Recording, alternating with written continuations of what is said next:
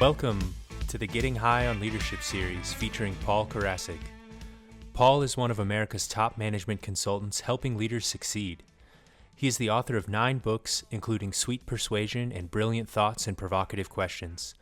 His insights appear regularly in major publications, and he is one of the most sought-after executive coaches. Paul founded the American Seminar Leaders Association and the Psychedelic Institute of Los Angeles. He is a popular speaker at national conferences and has been on stages across all 50 states and internationally. Paul's work addresses the question, how can we transform conflict in business into collaboration? With decades of experience in management, leadership, and psychedelics, he brings a unique perspective on personal and societal growth. In this series, we'll be discussing his latest book, Getting High on Leadership, The Leader's Guide to Higher Consciousness. We'll be exploring the concepts, techniques, and mindset required to revolutionize leadership. Hello, everyone, and welcome back to the series. My name is Sanchez, your host, and we are joined by Paul Karasik, the author of Getting High on Leadership. We're making our way through the book, and today is a monument episode or milestone episode, I should say, for this series, as it is the beginning of Section 3. And we are starting with this section called the Balancing Act. Part 3 of the book itself is called Integration. So we'll be talking a little bit more about integrating and working with all that we've discussed throughout this series to kind of wrap things up. And Paul, take us away here on the Balancing Act. Yeah, well, I would first mention just the importance of this particular section, which is yes, integration. How do we act as a whole unit? I think one of the most stressful things in business and in our professional lives and in our lives in general is the need to compartmentalize our life. So put certain things, well, these are my friends that I go out drinking with, and this is my work friends, and this is that, and it's all kind of different sections. And this is very, very stressful.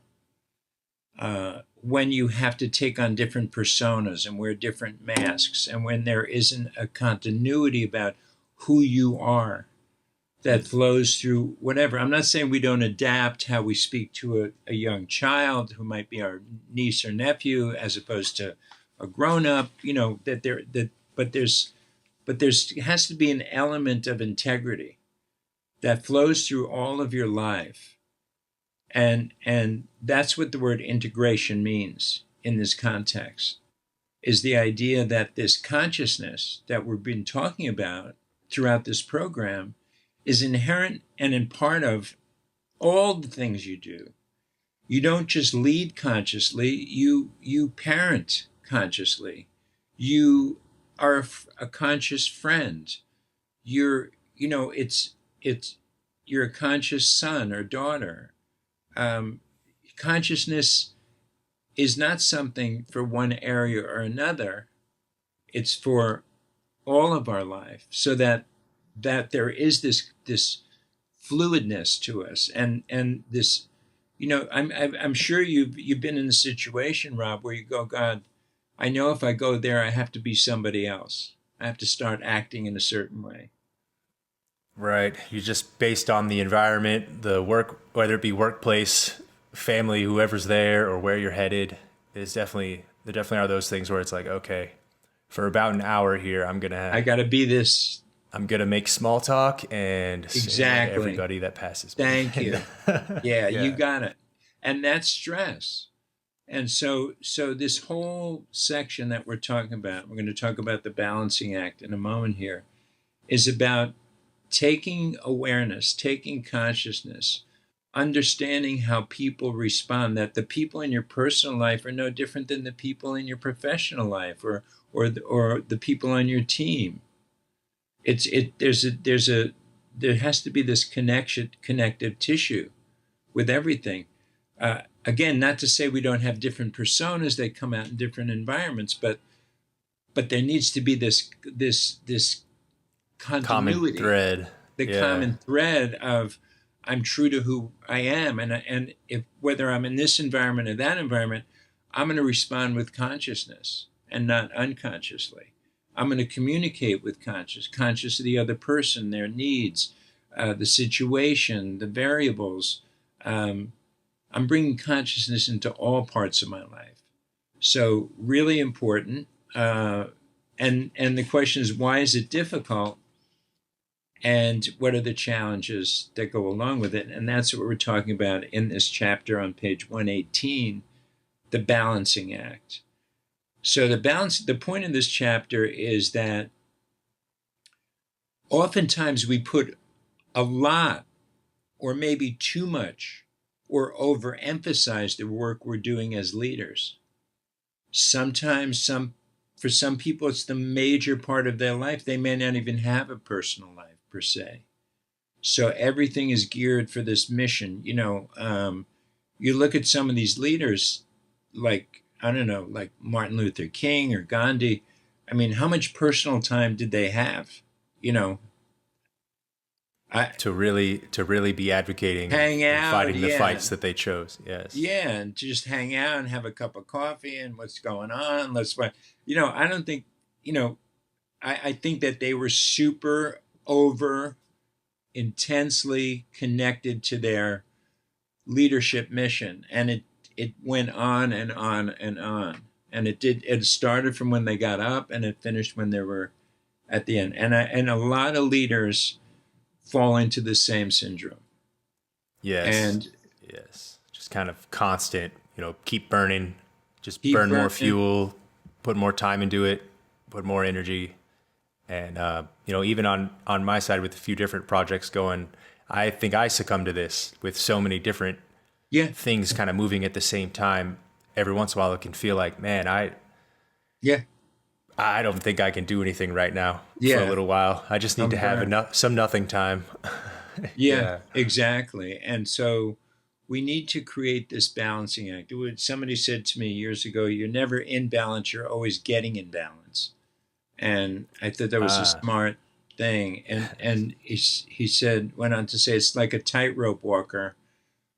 When they're on the tightrope and they have that pole, they're never really, they're always one or the other. They're never. You're always making another correction. Yeah, there's always that kind of like little, even if it's just minuscule, but it looks like they're not moving at all. But if you look at them, they are. Either their knees or the pole or something is just moving a tiny, tiny bit.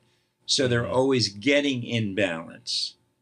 And nobody can achieve a real balanced life. And I think I having worked with so many top level executives, I've seen some that get close, but it's always a balancing act. It's always, I'm going to India to do meditation for a month, then I'll come back and work without a break for 6 months, 12 hours a day, 7 days a week.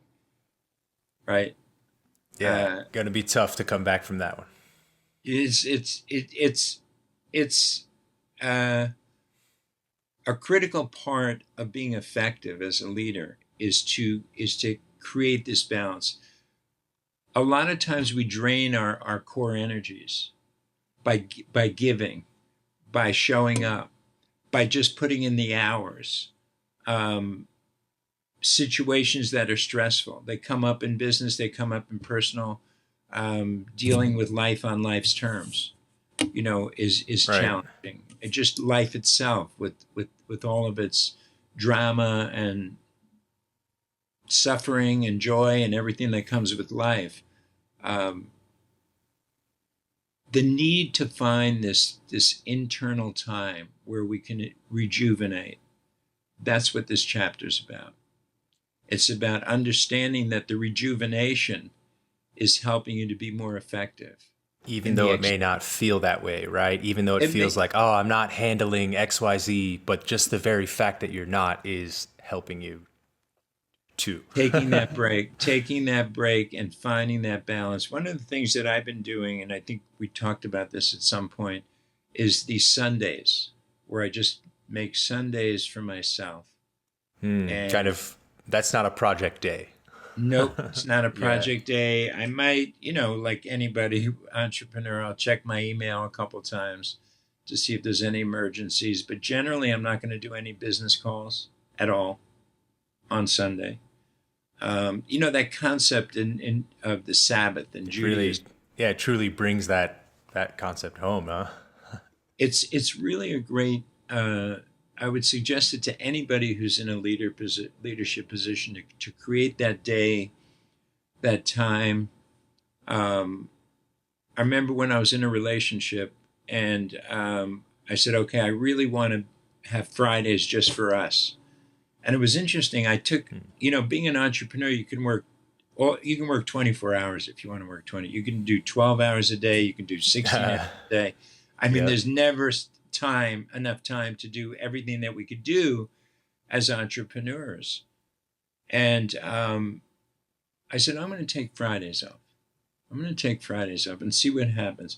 And I took Fridays off for just me and my partner so we could go on a trip or do extended weekend or just hang out at the house. And, Yeah, just have that time. yeah, and she wasn't working. And so it was us time and that type of thing. And you know what's interesting, Rob? My actual money, the productivity, let's call it that, not necessarily money, but my productivity actually increased by eliminating 20% of the week. As you cut one of those days, yeah, I cut one of surprising. those. Yeah, it was like right at 20%, and they were pure. Her and I, we like I said, we do a trip, or we just watch movies or whatever. But it was no work. And I instructed staff, I'm not working on Friday, and now I may have actually made more money. I know that I didn't take any kind of a hit, and so to know that personally really was a wake up call. But I want to suggest that as we kind of wrap up this idea here is Yeah. if you're involved with a lot of people, consciousness and your center can often be very elusive. That's why you need to go back, spend time, I believe, on a daily basis, whether it's in the morning or the evening, where we just spend time with consciousness, with presence, with being. Do a little meditation. Those are great. Body relaxation exercises, yoga. These are all ways for us to get that balance back. I would say Yes, have my some of that advice silence. from my experiences on a daily basis and then on a weekly basis and then even on a yearly basis to retreat, to take time off, to let go, come back with fresh eyes, and you'll be amazed at how much creativity can come out of that. But daily reconnect to our consciousness, reconnect to ourselves, our presence, our being. Do that in the morning and at night, even during the day. It doesn't have to be a long meditation. It's just an awareness of presence, of your own Yeah, being, and 2 3 minutes of box breathing. that's You've got it. it. That's all. That's really all you have to do. It's not a big thing, and it's not a technique you have to take a course and pay money. It's just to be with yourself and to be present.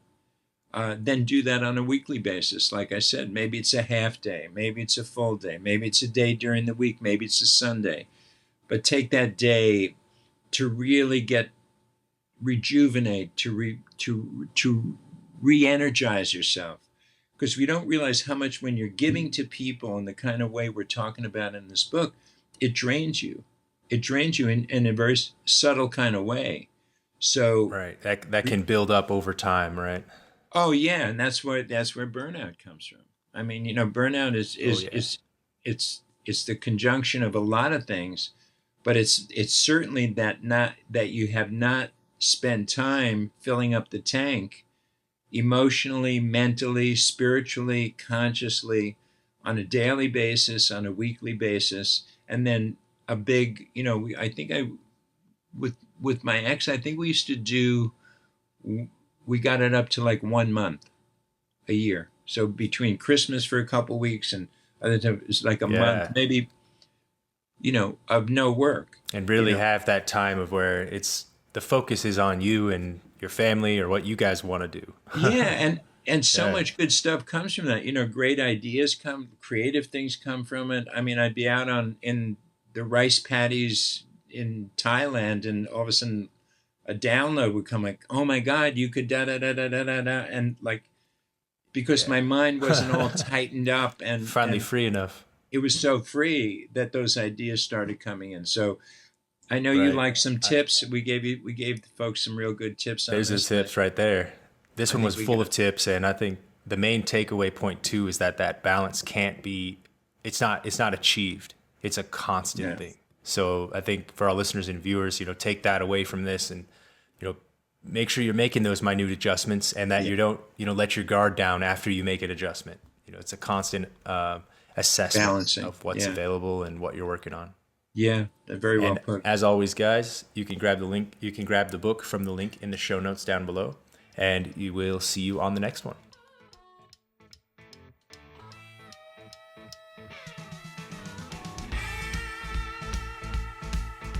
Thank you for joining us on this episode of the Getting High on Leadership series. If you have any questions, you can comment below or send them in via email to paul@paulkarasik.com. Follow him on Instagram at PK_the conversation. Find out more at wholesalerinstitute.com and psychedelic-awakening.com. The Getting High on Leadership series is produced by Rob Sanchez and Apartment 113, which can be found at apartment113.com and followed on Instagram at APT_113.